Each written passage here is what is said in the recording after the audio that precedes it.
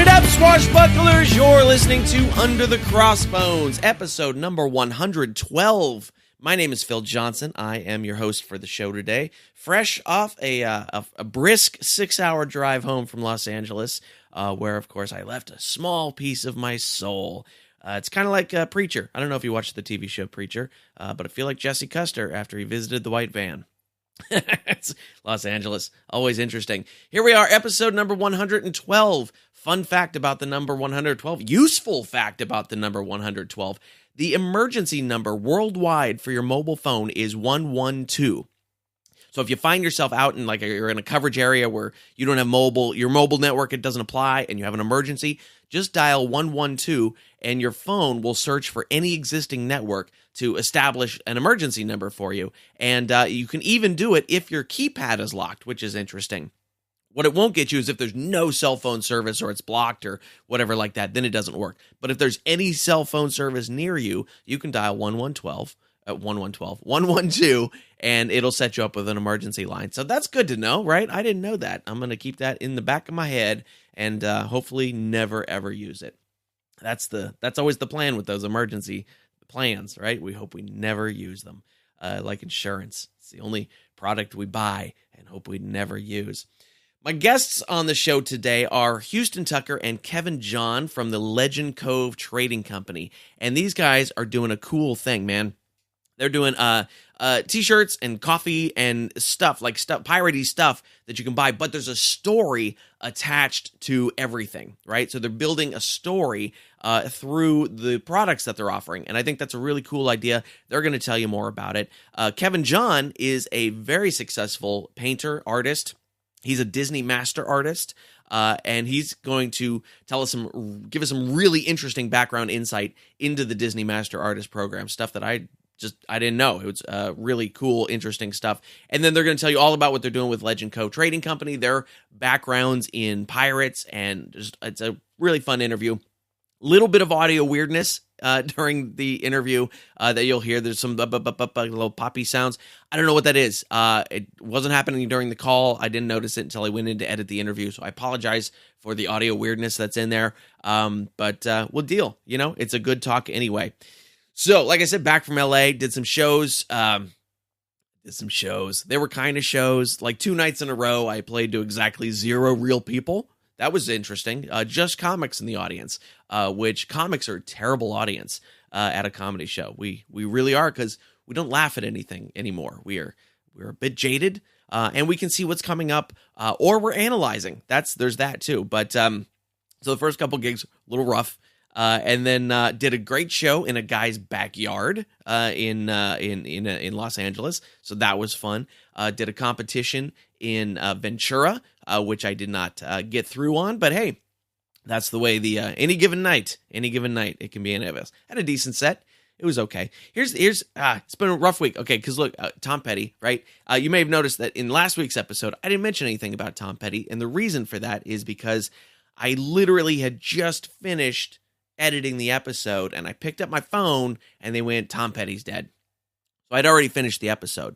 But it was sudden. It was rough. Like, I've never been like a giant Tom Petty fan, but Tom Petty is one of those artists who I don't turn him off when he comes on, right? And it's like comfort food. He was just doing the job and doing it well. Like, there's no bad Tom Petty songs out there, right? Like, they're all good, even if they're not the greatest, right? I mean, stuff like American Girl or Free Fall, and those are great songs. Those will be in the rock and roll canon forever. But there's lots of stuff that's good, and Tom Petty was always just comfort food. Like, if you just wanted to listen to something good, you put on some Tom Petty. So it was shocking that he's gone. It seemed like he had more to do. He had just finished 3 nights at the Hollywood Bowl. And, you never know. And then driving to LA, I pull into a gas station, pick up my phone. Ralphie May is gone. Now, Ralphie joked for years that he would go early. And if you're not familiar with Ralphie May as a comedian, absolutely do yourself a favor and go watch some of his specials. A fantastic, wonderful comedian who I've watched for years and learned a lot from. But he always said he was going to go early. He was a very big guy, not a healthy dude, and But 45, oof. He was only 45. I'm 44. That is a little scary. I am healthier than he is, but he always said he wanted people to make jokes when he went and not be sad. So it's certainly in the comedy community, there's been an attempt at that, to do that and to sort of honor Ralphie's legacy in that way. But I learned a lot watching from Ralphie May, watching his specials and his stand-up live. I saw him probably, I don't know, half dozen times at least. Sometimes more than once in the same night. And I learned a lot about how to make an audience comfortable while you're pushing their boundaries, to do that in a comedy show. Because Ralphie would definitely step right over the line, but keep an audience comfortable while he was doing it. And that was always fascinating to me. The last time I saw him was about a year ago, and it was at Penguins Comedy Club in Cedar Rapids, Iowa, which ironically I'm playing a couple weeks from now. I'll be there again. But he was doing a Thursday night show there. I was playing the Friday and Saturday, and I had Thursday night off. So I went to go see him at this little club. It's a little club, holds about 150 people. It's not a big place. And I had seen him in big places, which was great. But to see him in a little tiny place like this, he is a huge presence, both literally and figuratively.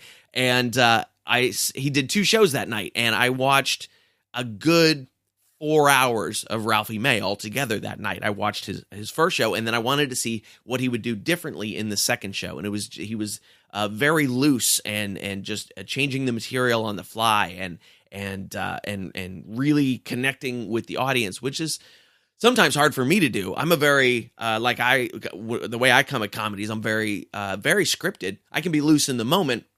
But when I do it, it's like I come at it like a songwriter, where here's a thing that I've composed for you. Now I'm going to show it to you.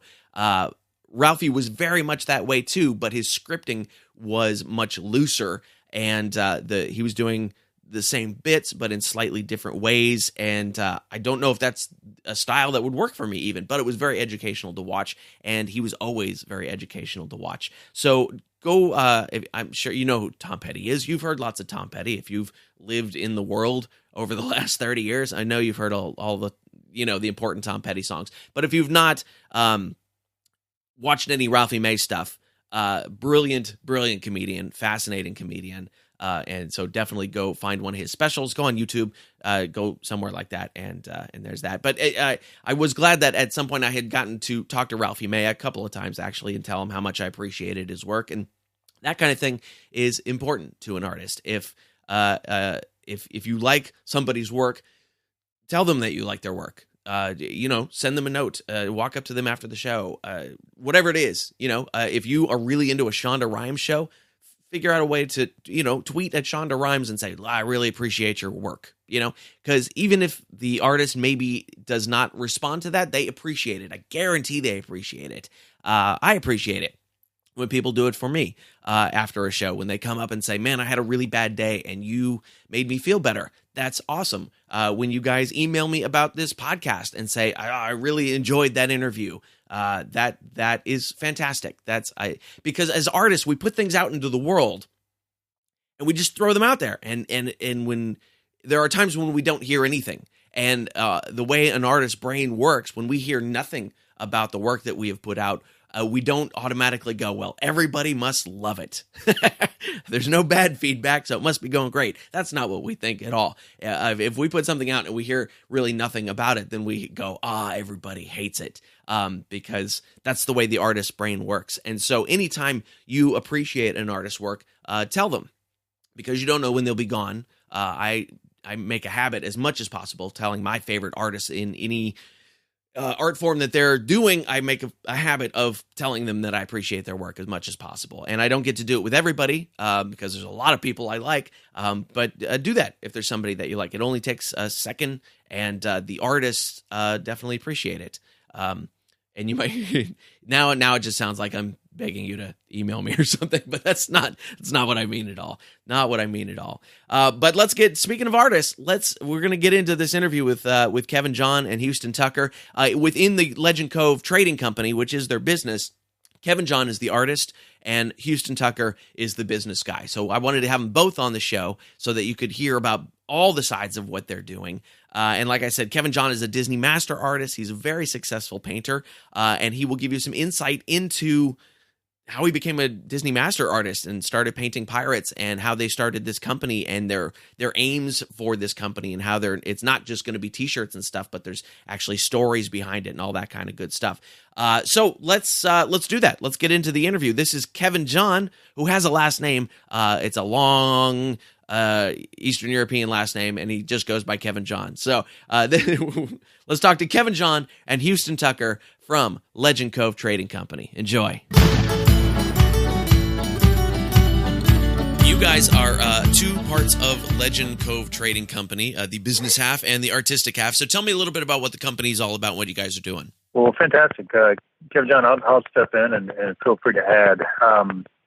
Legend Cove really grew out of an idea about a year ago. Kevin John and I began working together to promote his brand, Kevin John Studio. Uh-huh. And we were looking for an opportunity really to license his product with an apparel company or some kind of brand that would help extend what he was doing. And as we dove into that opportunity more and more, we kind of fell into this idea that, okay, once we license the product, we lose control over a lot of the finished product per se. And so we started looking for ways to kind of, make it vertical. And we dove into this idea of taking his art, building an entire company around it.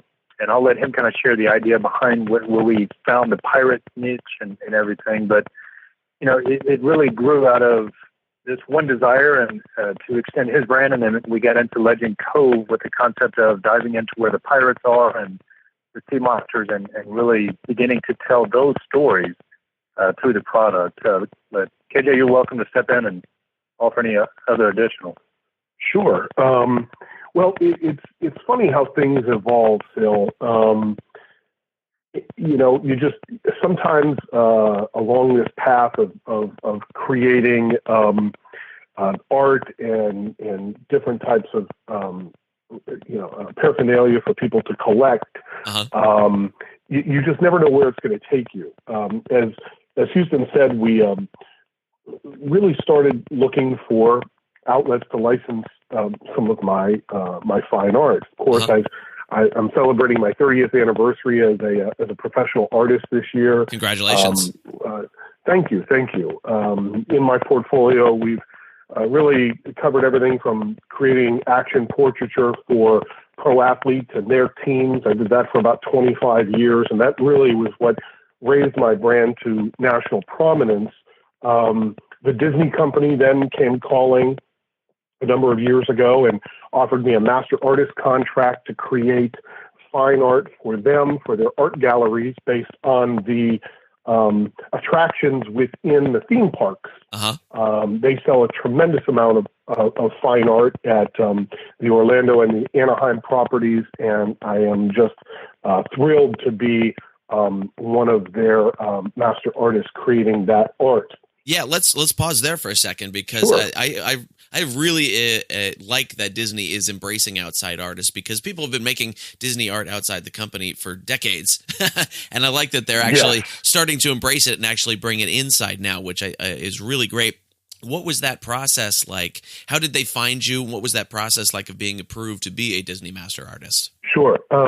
Well, it's one of those things where we just didn't even have it on the radar. Okay. Of course, my sports art brand was really chugging along well, and I was diversifying into doing some different things with different companies like Topps Trading Cards, that sort of thing. Uh-huh. And then Disney called, and they were interested in having me come in and sit down with them and talk about how I can lend my art to their company. Uh-huh.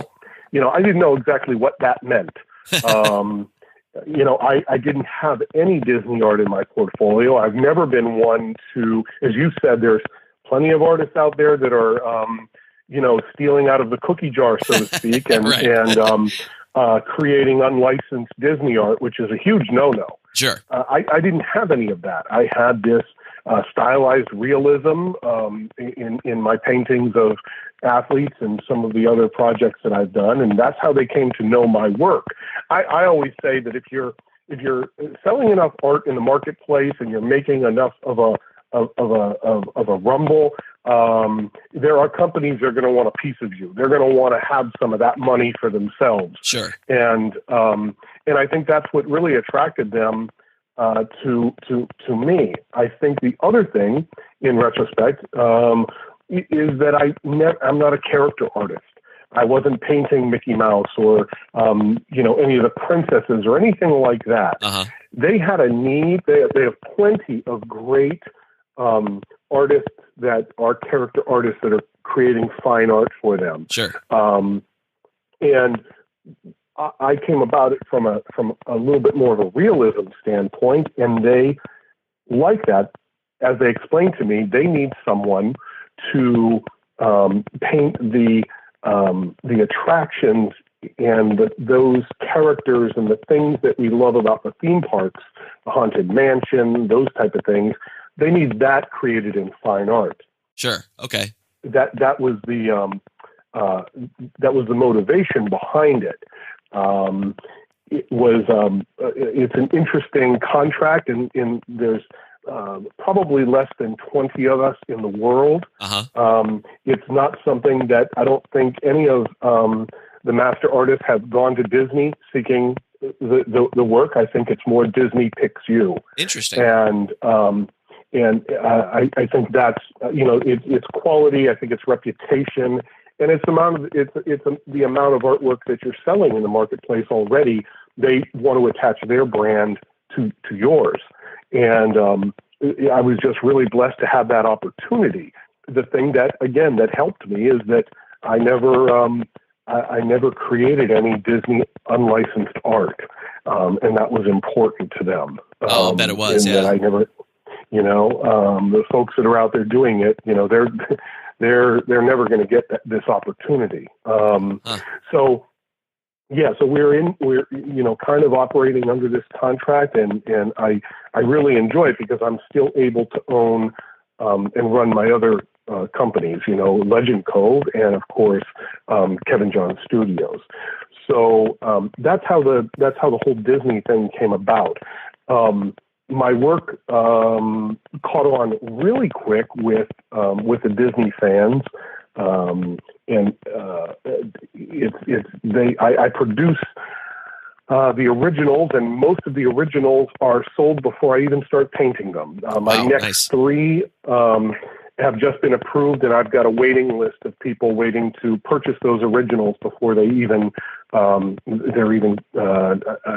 haven't even started them yet. So that's a good problem to have. Absolutely. In that those originals, they retail, average of $6,000. Yeah.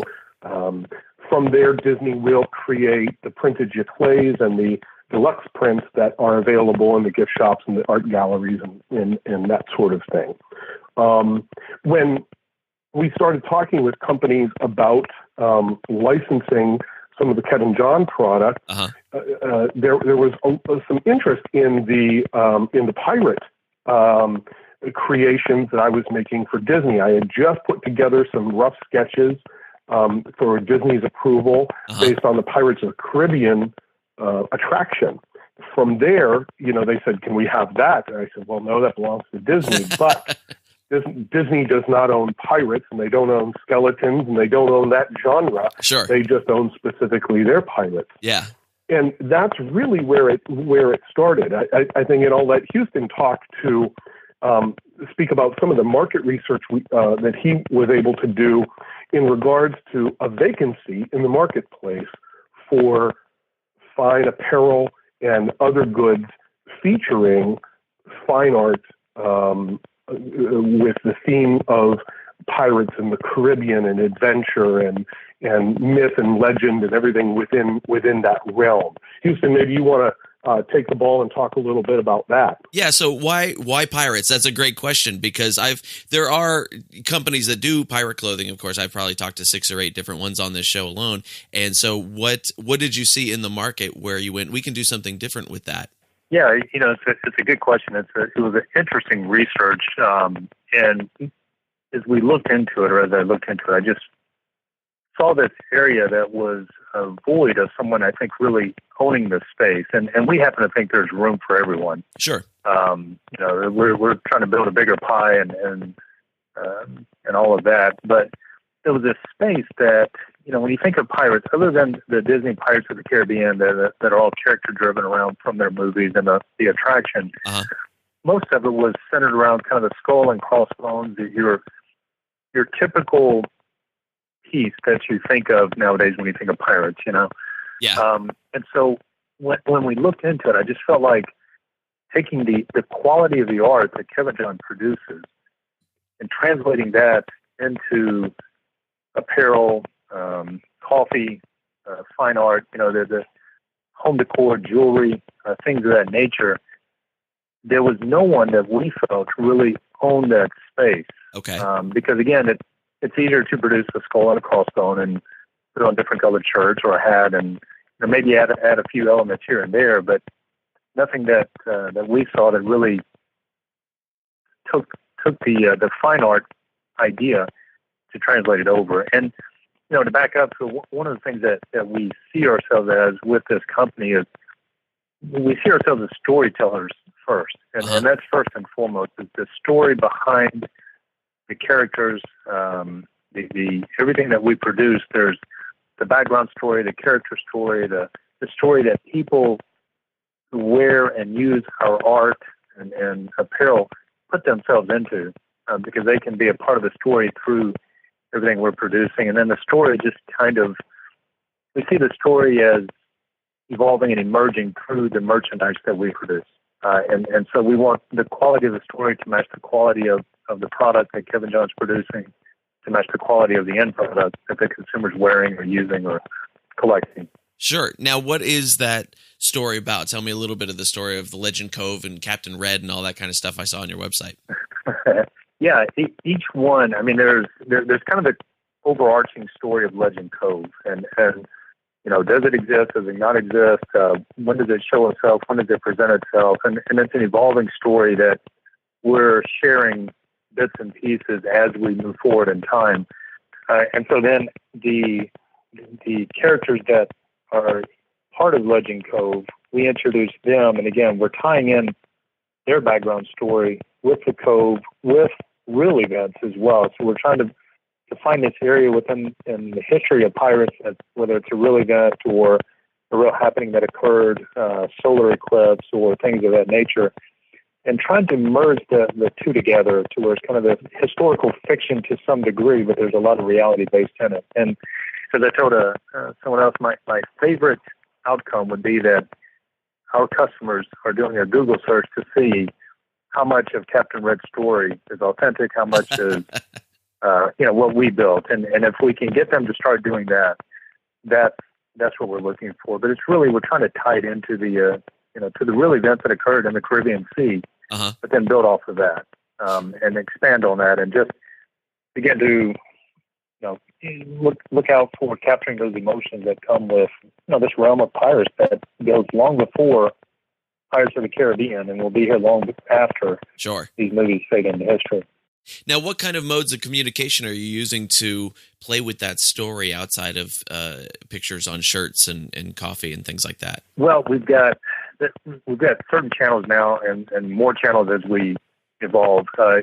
Currently, of course, through our apparel, through different things, but on our website, one of the things that we're doing is creating the story. When you go to an online store, it talks about the apparel, right? It says, here's the T-shirt, it's comfortable, it's quality, it's all of that. We have the story of Captain Red next to it, right? Because we want you to identify with who he is, why he's here, and why we're sharing this. And then we have, just kind of content itself that we're producing to give even more of the background as well. Nice. And so we have that. Of course, we have our social channels that we're teasing things out there. And so when you may not find the complete story in one space, but if you are part of our newsletter, part of our Facebook, part of our going to our website, you'll get a collective story over time. I mean, there's more to Captain Red than we've shared right now, and that will be emerging, and he'll continue to show himself as other characters are introduced, such as Black Ramos, such as our female pirate that's coming up, and things of that nature. And then the fun thing that we're doing is once we're doing online retailing. We're also on the wholesale front, and once we get into the retail establishments, which we're creating relationships already with some retail establishments, we're going to have a hang tag that has a QR code. That, someone shopping, they can do the QR code and immediately come up to a video that's related to that apparel, to that art, to that story behind that place or character that's on the apparel there. In a lot of ways, it's allowing Kevin John to showcase how it began as an idea, then it merged to a story, to a finished product. We haven't really seen that happening out there, and that's one of the things we're most excited about as we get into that retail establishments around the country. Yeah, that sounds like a lot of fun, and I like that because what a lot of people don't understand when we market art like this is that it almost has to become that sort of cult of personality. We learn about this as a performing artist. I'm a comedian and musician, so we have to do that same kind of thing where it's bring people into our world even more so than exposing them to the art. Is that kind of the same in the art world? Yeah, I definitely think so. One of the things that I saw out there in terms of availability, all of the graphics on the T-shirts that we saw out there were computer designed. Uh-huh. It seems as though painting and fine art is becoming more and more rare as every art student for the last, probably 15 years is so computer driven. And there's a lot of limitations to that in terms of what you can sell the original art for. Sure. People having an intimate connection with the art. There's something special and magical about walking up to a painting that's hanging on a wall and actually seeing the brush strokes and the pen strokes of that artist's hand. Yes. I find that very prevalent even with my concept sketches. I'll sit down and throw together just some very brief sketches to kind of start the visual conversation between myself in Houston and the rest of our team, or myself in Disney or my other clients. And those very simple sketches are more highly sought after than any other product that we sell. People just love that raw, primal, intimate experience of having a piece of the artist's hand, so to speak. And with this computer generated art that is so prevalent now, it is so unemotional. And that's what I was finding with the apparel that was out there, pirate driven, was just, very, the very buxom mermaid, flowing hair, very designy, very stylized lady pirate or lady mermaid, or just a standard black beard pirate with the hook hand and the patch on his eye, and just no life, no heart to it whatsoever. Uh-huh. Yeah, a lot of color and a lot of interesting imagery, but there's just not that emotional connection that people have with fine art. And that's what sets Legend Cove Trading Company apart, is that it all starts with story and that emotional connection to the artwork. And then the artwork is placed on these amazing products that we're able to offer, whether it's through partnerships with other companies or, the creation of our own, that people really get behind. And I think that's really what is going to pace us further ahead than anything else out there. And I totally agree with you on all that stuff. That's always been my favorite type of art too. Right now over my desk is a large poster of pencil sketches of Looney Tunes characters. So I'm absolutely on board with that. Right. So that's really cool. And yeah, I agree that some of when I'm looking at a gallery exhibit or something like that, and the medium just says digital, I'm like, okay. I like to see those, paintbrush strokes and all that kind of stuff. I think that's really great. Now, did you guys have a background in pirates before this, or did you go into it and go, okay, there's a market here that we could get into, and now we have to find out what's in that market and how we do it? Personally, it's very interesting. I went through some old photographs last night because I'm looking for one in particular. I was in second grade and I'm 48 years old now. I was in second grade, 1975, and I played the role of Captain Hook in a musical. And it goes back that far and even farther for me. I've always had a fascination with the legends of the high seas, whether that be sea monsters and those type of things, or pirates themselves, or those tropical isles with the tiki flavor to them. All of that Caribbean environment and the adventure and legends surrounding that. I've always had a fascination. Think of Johnny Quest, those cartoons when we were young, and even Scooby-Doo. A lot of those themes were pirates and ghost pirates and that type of thing. That all influenced me tremendously as a kid.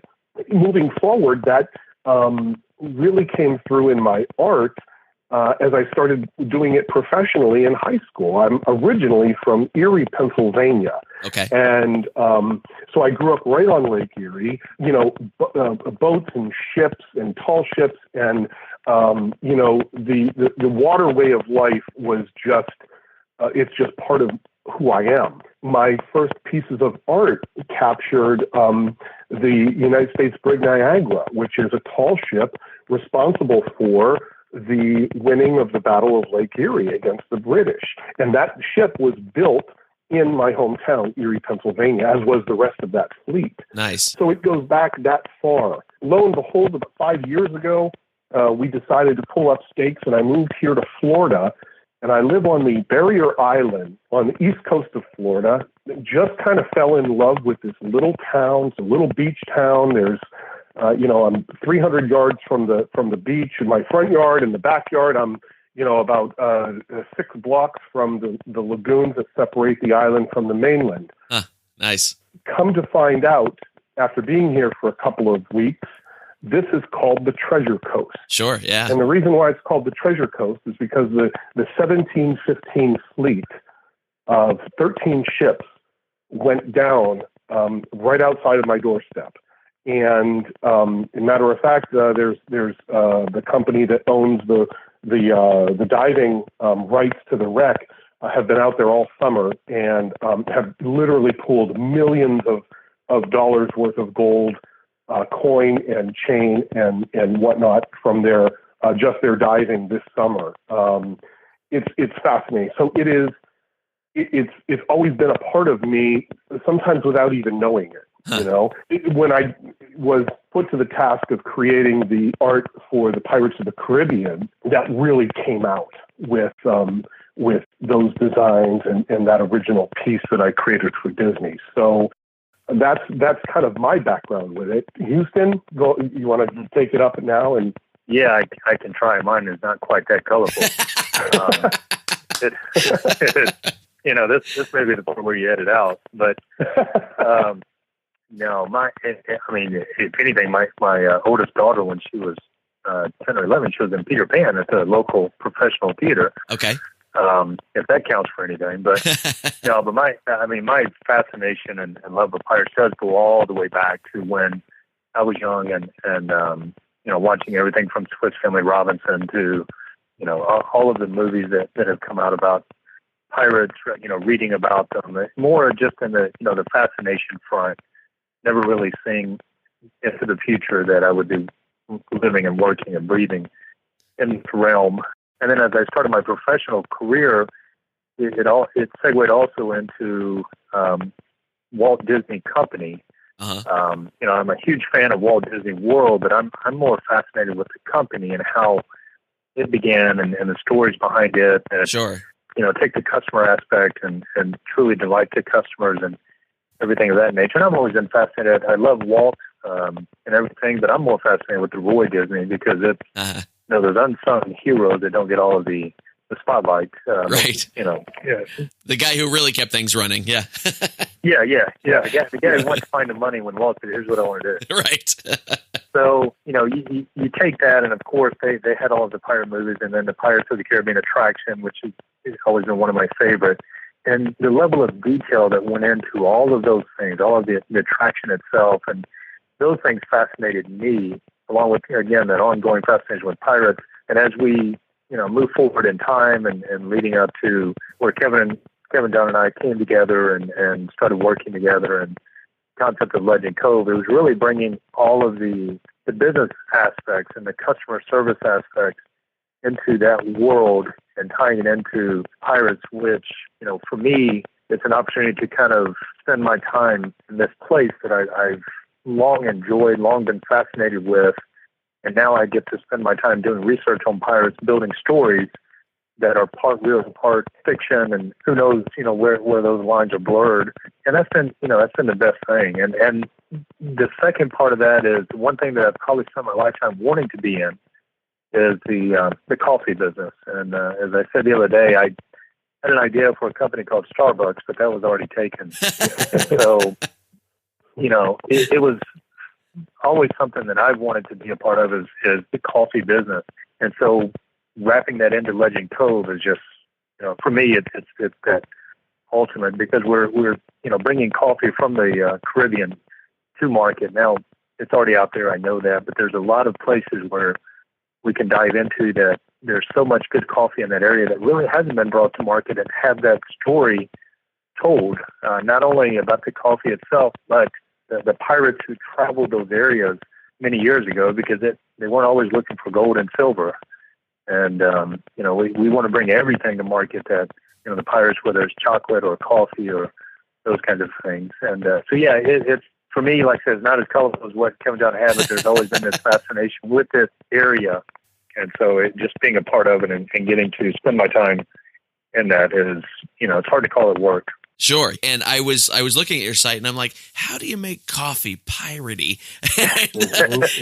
So I was wondering how you pull it into the story. I really wanted to see, I was trying to click the picture on your website to see the package closer, and it wasn't clickable. I wanted to see it closer. Yeah. Well, that's one of the things I want to upgrade is getting that, because, and we'll send you a bag, because it's on the bag itself. We're first of all, it's all organic. As I say, it's organic for our customer, because then you know that it's the highest quality and no chemicals have touched it.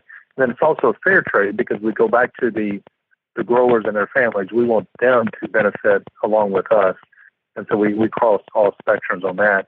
And then in the middle, we're building, again, not only the beautiful artwork that's on the bag itself, but the story behind the bag, doing some research to bring out some unknown stories of pirates who are associated with these, Caribbean countries that we're pulling from.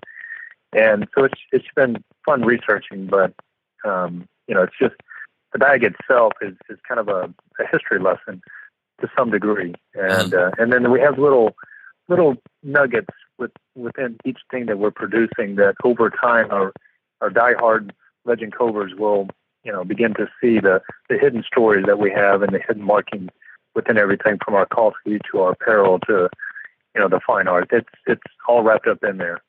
But we'll send you back, because it's, as I walk down the grocery aisle, I've always stopped and looked at the coffee on the aisle and envisioning our bags on those aisles. And, I love the coffee. There's a lot of good coffee out there, but I've yet to see one that tells the stories like we're trying to tell. Yeah. That's and neat. I think, Phil, if you think about the products that we currently offer, and certainly the products that are in queue, so to speak, that we're developing now, how does coffee fit in with pirates?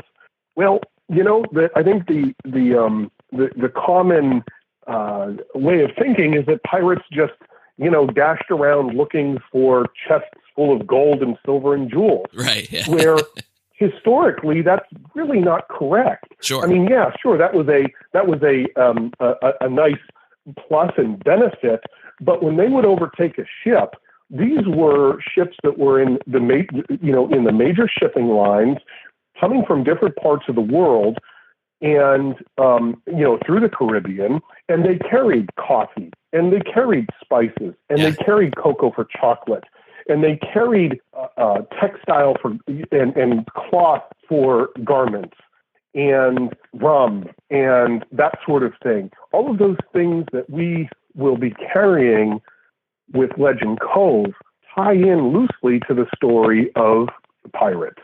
Okay. So I think that kind of speaks to it, maybe even a little bit more, and again, just helps us build out story even better. Yeah, that sounds really like it'll be a lot of fun as you add new things. So I want to see a complete line of spices at some point. Yes.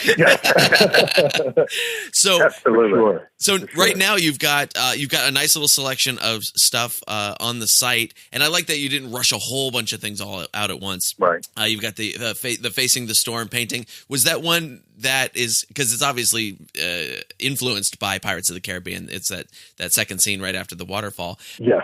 And that's going to bring the Disney folks in. I like that. I like that little link right there. How often do you plan on releasing new items that are going to come out?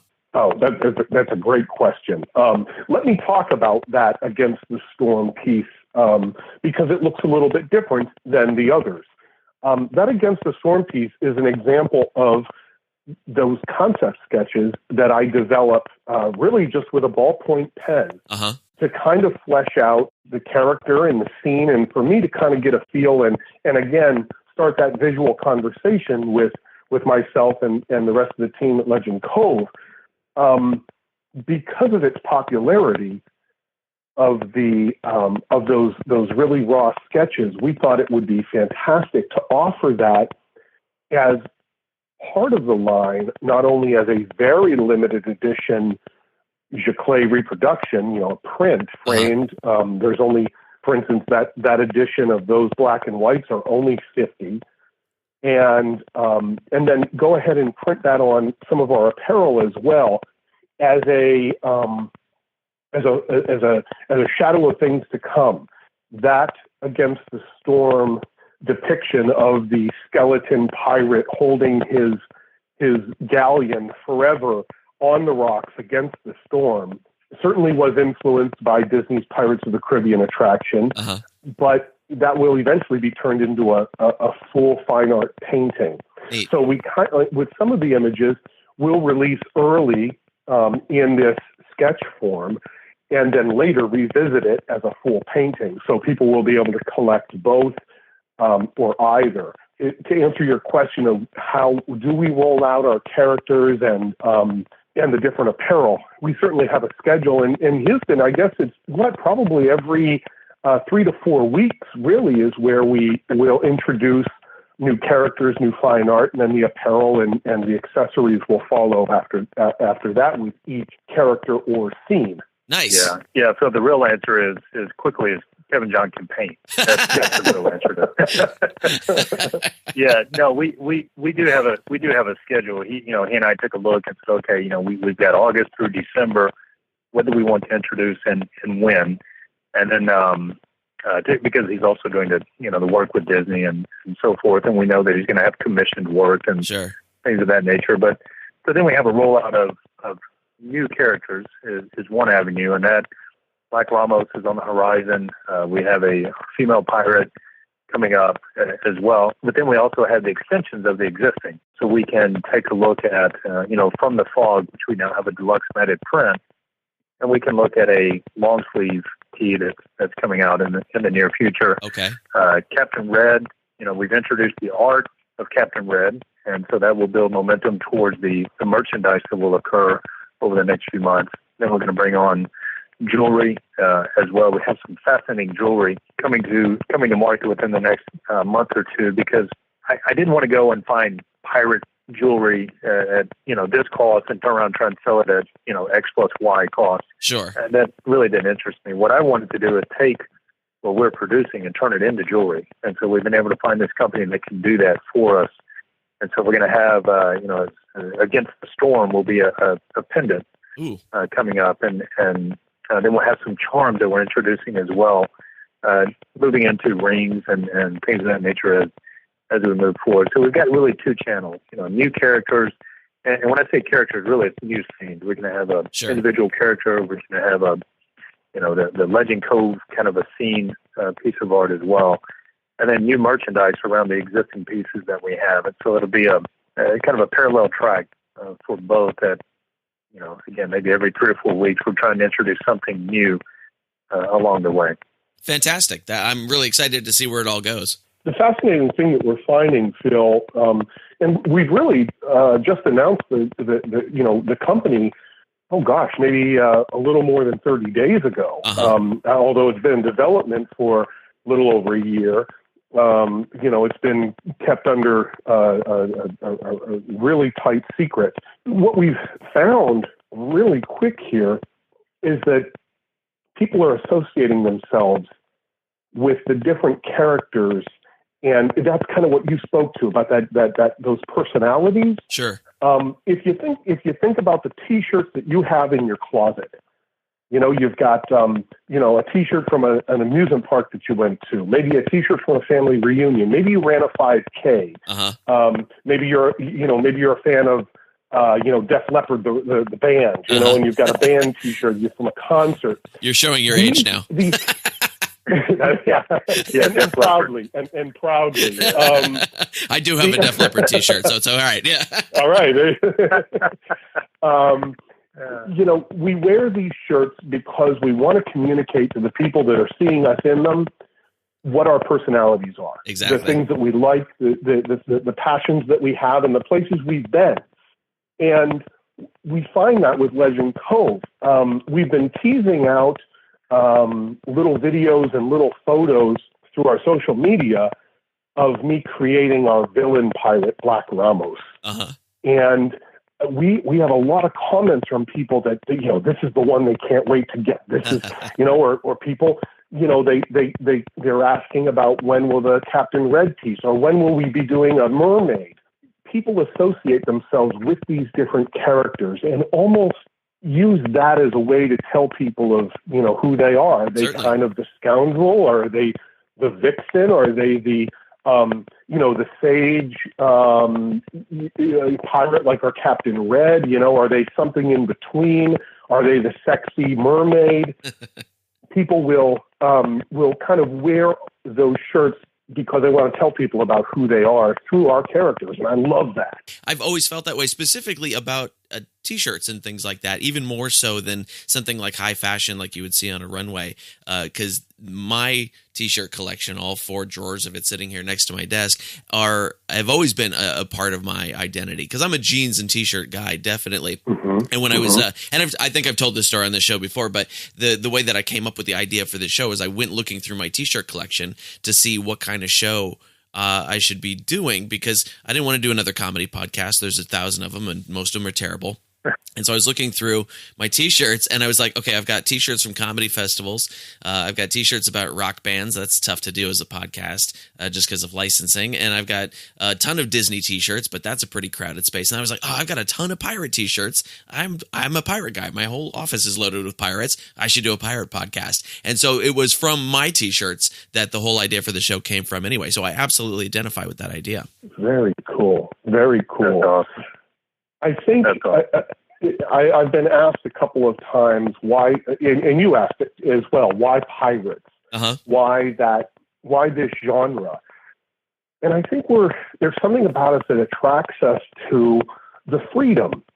It's that ultimate sense of commanding our own space, not being tied down by social norms or having to punch that clock from 9 to 5 every day, being your own person and being free of those bonds of conventional life that we all, I think, search for, whether that be just a small nugget on the weekends or retirement or, trying to form, your entire life with that philosophy.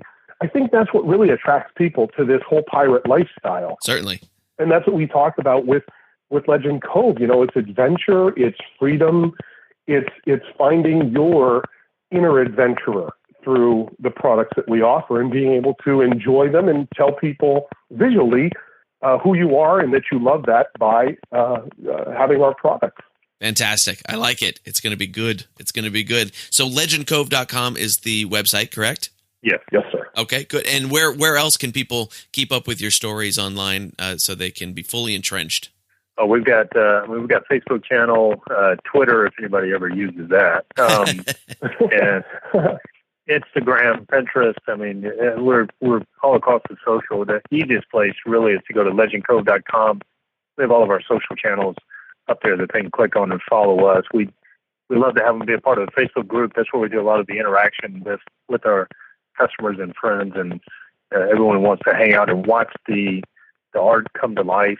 We're going to be doing a lot more of the videos and even some Facebook Live things as we move forward. So that's probably a fantastic way to connect with us and be a part of the growth of the story and input, into the story as well, because we want to build it to where we're reaching out to our customers and saying, what would you like over the next 3 or 4 months, and we can go produce it. So that's where I would tell them. But start with our website. Go there, legendcove.com.